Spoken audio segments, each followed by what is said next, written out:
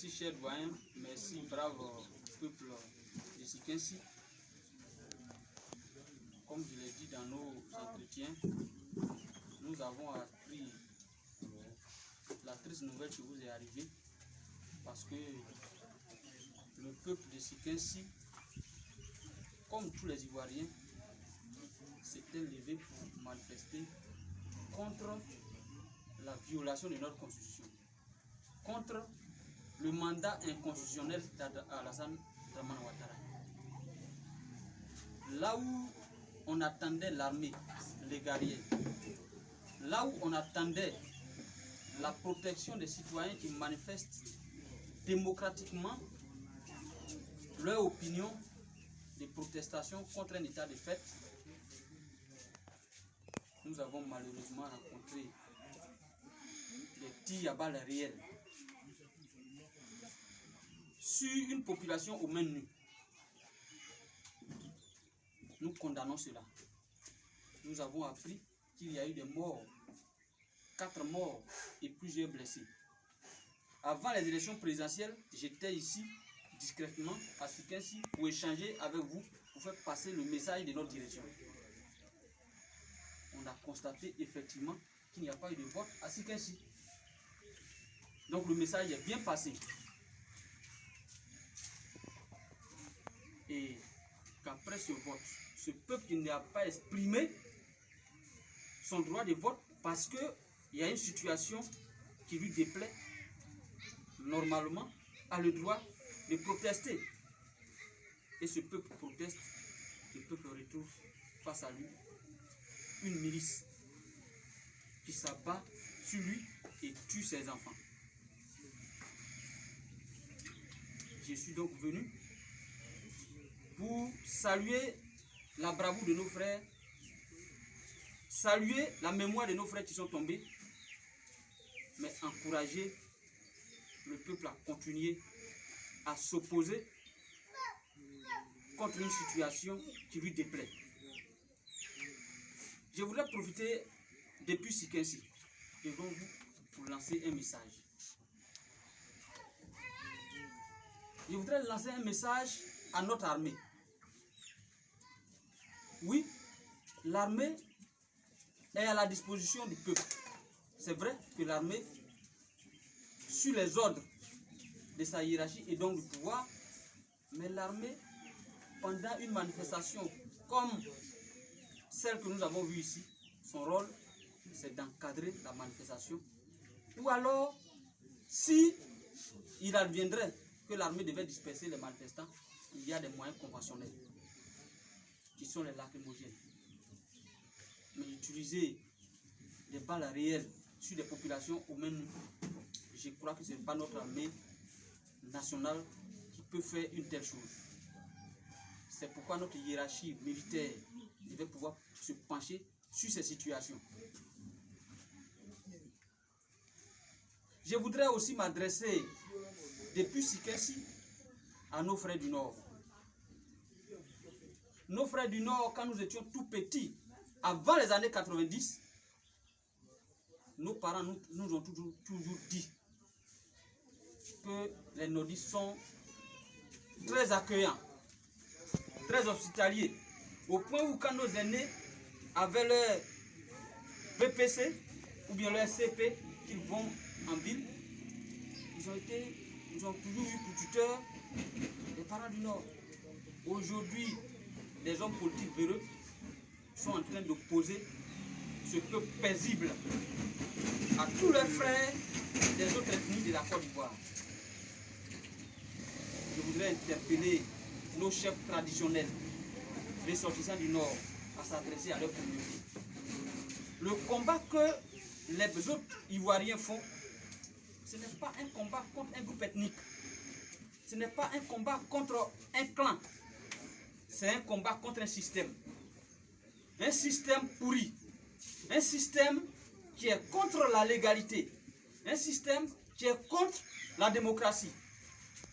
Cela mérite que tous les Ivoiriens, main dans la main, puissent ensemble lutter contre ce système. Il arrive parfois même que les gens déportent une milice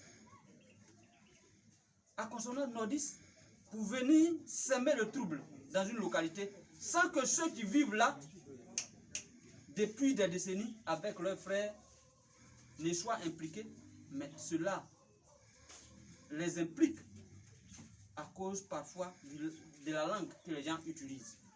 Je voudrais appeler nos frères du Nord à dénoncer cela et à se mettre du côté de leur tuteur pour dénoncer ce qui n'est pas bon. Mon dernier appel, c'est à l'endroit de notre métropole, la France. La grande France. La France de la démocratie. La France de la liberté. La France des droits de l'homme. Aujourd'hui, tout ce que le peuple ivoirien subit, nous sentons la France muette. Nous sentons la France muette. Il y a un carnage qui est en train de se passer en Côte d'Ivoire. La France ne dit rien. Cela fait de la France complice de la situation. La France attend-elle un deuxième Rwanda en Côte d'Ivoire? Nous ne saurions comprendre ce mutisme de la France qui est enclin à donner des conseils du respect de la démocratie dans le monde entier, et que la Côte d'Ivoire, qui est un pays ami, qui a beaucoup de liens, beaucoup de relations économiques avec la France reste aussi silencieuse face à ce qui se passe en Côte d'Ivoire. On a vu les gilets jaunes en France qui ont manifesté durant des mois. On n'a jamais connu des morts comme ce que nous sommes en train de vivre ici. Mais pourquoi les citoyens ne peuvent pas manifester leur opposition à un système que Macron, au Liban, a dit que la souveraineté appartenait au peuple et que c'est au peuple de faire sa révolution.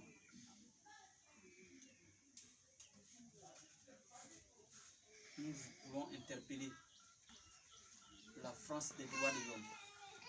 Nous voulons interpeller la France de la démocratie pour qu'elle se penche sur ce qui se passe en Côte d'Ivoire et interpelle nos gouvernants pour que le dialogue tant appelé par l'opposition, un dialogue assisté par la communauté internationale qui va aboutir au retrait, sinon à l'organisation des élections présidentielles ouvertes, transparentes et crédibles en Côte d'Ivoire, soit portée par notre métropole qu'est la France. Je voudrais donc, après ce message, dire merci aux doyens d'avoir porté ces enfants.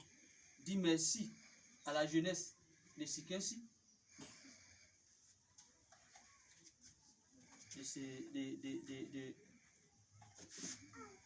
de mener le combat, le bon combat, pour libérer notre démocratie constipée, notre démocratie embrigadée, pour que la paix règne en Côte d'Ivoire, pour que nous retrouvions la Côte d'Ivoire du feu-boigné, la Côte d'Ivoire de la réconciliation, la Côte d'Ivoire de la cohésion, la Côte d'Ivoire de l'entente, la Côte d'Ivoire où quand on quitte au nord, qu'on vient au sud, on se sent chez soi. Quand on quitte à l'ouest pour aller à l'est, on se sent chez soi. Quand on quitte à l'est pour aller au centre, on se sent chez soi. C'est cette Côte d'Ivoire-là que nous avons besoin. Et cela doit s'exprimer dans une démocratie pour choisir un président consensuel. Voici le message que je voulais passer ce matin à travers la visite que je viens de vous faire. Merci de m'avoir écouté. Merci de nous avoir accueillis ici, chers parents de Sikensi. Amen.